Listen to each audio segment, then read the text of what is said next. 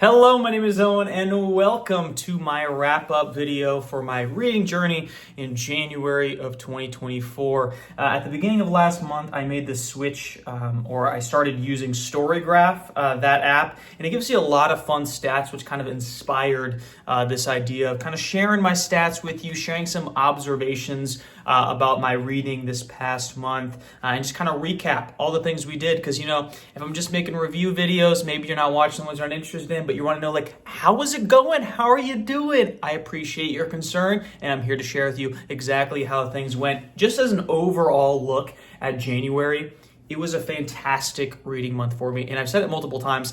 I feel like a lot of times in January, because it's the beginning of a new year, I come out swinging. This is the exact same case again this year, where I feel motivated. I'm having some of the most fun that I've ever had reading. I feel like I'm in a nice groove. And this month, as you're about to see, I had a nice mix of genres, nice mix of paces of what kind of stuff I'm trying to get out of these books. So let's get into some of the stats. Whoa, who does that? Me. I do that now, I guess. So I read 4 books this month for a total of 2,149 pages, which is pretty impressive. 4 books isn't an extreme amount of books. There's people that read 20 books a month, but I feel like for a regular person, I consider myself an average Joe, maybe an average Joe that just talks a little bit more than the average Joe. 4 books is great for me, especially because not all of them were super short. We averaged out over 500 pages per book, actually just about 500 pages per book, because just under 200 pages, about 150 exactly, was for my Malazan reread of part 3 of House of Chains. I didn't finish that part, but I'm working on it. But I read about 150 pages of that, so that takes me just about 2,000 for 4 books. So 500-page books, nothing to sneeze at, okay? Those are decently length books. So the 4 books that I read this month, I did reviews of them all on the channel. You can check them out if it sounds interesting to you. All Good People Here. That's like the mystery, true, crime solving mystery book. Not true crime, but it's the author is a true crime podcaster, Ashley Flowers. Fourth Wing, I read that. Ship of Destiny, the final of the Live Ship trilogy. I did my review of that. And then Happy Place by Emily Henry. So it was kind of a weird mix of books this month for me. I really dove into romance this month with Fourth Wing and then Happy Place. I will say books like Happy Place aren't really ones that I normally gravitate to. I know it's not a lot of the kind of book that you guys gravitate towards a lot, or at least my audience for the majority. It's really just kind of like a feel-good entertainment romance book. I did have fun with it. I did like it, especially after kind of the sadness / bittersweetness of Robin Hobb's fantasy books.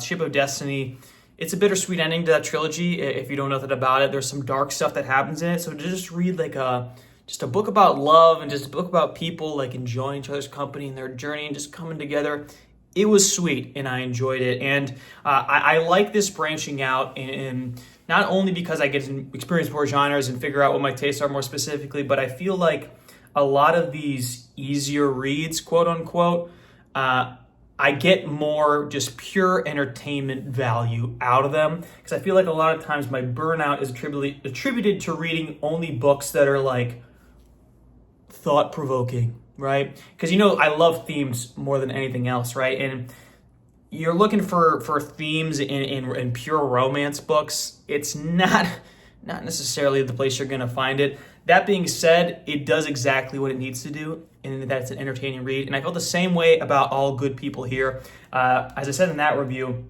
I read that book in one sitting, which is something that I rarely ever do. I think it was around 300-ish pages, so not an extremely long book, but still to read it in one sitting. It was the mystery of it. You're following the suspense. It's you know what I mean? It's a kind of a whodunit, but it's not a genre that I typically read. So just to get out of that, a sit down, it was the equivalent of watching a movie, right? I sat down with a book and I put it down a couple hours later with a complete story in my head. It's kind of locked in that specific sitting block. What's it? Sitting increment, right? It was just one block of time in my life where this story was just entirely consumed, which isn't something that normally happens for books. And because it was a genre that I don't normally peruse, it was a unique experience and I enjoyed that. So a little bit of branching out there, especially because I know in 2024 I kind of wanted to move away from reading just exclusively fantasy. And then for Fourth Wing, the other big book that I read this month, other than Ship of Destiny, that one I kind of did a unique way of reading it as well. I kind of video annotated it as I went, if that makes sense. So if you haven't checked that review out, I think it's a fun one. Even if you're never going to read Fourth Wing, check that video out. I feel like it's a good one. So I kind of checked in every time I had a thought, and I always have thoughts. I popped up the camera, I'm like, and I just did that for a week, the week it took me to read that book. And it was interesting because a lot of times when I'm in the midst of a book, when you're deep in the weeds, right? I have these specific thoughts that by the time I'm sitting down here, sitting at my table and talking about the book, I'm just not going to prioritize that. Either I don't remember it or it just doesn't make sense to talk about it in the sense of like in totality review of it. But I found that me checking in as I have thoughts about specific parts of the book allowed me to not even remember more specifics clearly, but definitely that as well. But I just feel like I had a well-rounded understanding of how I felt about the book because I was able to point out weaknesses as I was reading the book and point out things that I liked.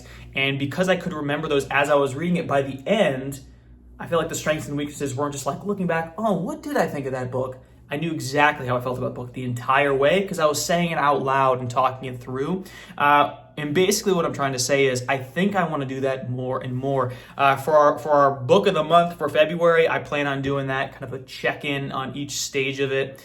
I don't know if I'm going to save that video for the end of the month, though, depending on, doesn't matter when I finish it, just because it's kind of like the book of February, right?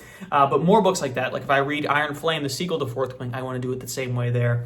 Books where either a lot of people have already read them or not a lot of people plan on reading them, but they would kind of want to see what it's like to read it, if that makes sense. But overall, I just thought it was a really fun experience, and I thought it had me have a deeper connection to that book and maybe even like it more than if I hadn't done that, because everybody's got their opinions on Fourth Wing. But at the end of the day, when I finished that video, the video was like 40 minutes long, and at the end of the day, I liked the book. You know what? Lock me up. Okay, I liked the book. I thought it was good. A lot of people like it. A lot of people, the other people, quite frankly, they're on a high horse. They're on a high horse, and quite frankly, you need to come down. You need to step off the saddle, my friend, because I enjoyed it. I thought it was a good time. But that's basically the synopsis of the month, right? So we shotgun spread genres. We kind of did some new reading techniques sitting in one sitting. Probably will never do that again, to be honest. It was a very niche sitting where I just didn't want to buy the book at that point. I was so far into it because I read it in Barnes & Noble, if you didn't know. Fourth Wing, the video annotating, expect that to be more frequent. Not that I plan on doing that for every book I read, just because it's like a lot of videos. But it was fun. It was a good time. And with those stats, 500 pages a book, 4 books a month, we'd be on pace for my greatest reading year of all time, which would be absolutely bonkers. As for what I'm reading in February, looking ahead to the month, that's a different video, guys. Be patient. It's coming out very, very soon, probably in a couple days. But basically the synopsis is I got a lot of momentum going into the beginning of this year. I had a great time. How's your reading journey been so far? How are you doing? You know, they always ask, what's he up to? But they never ask he's asking what I am up to. You know what? That's what makes me unique. That's what makes me better than other YouTubers. I ask how you're doing, and I can genuinely see you. Hi, I see you. That was a little creepy. I'm sorry. I'm just having a good time.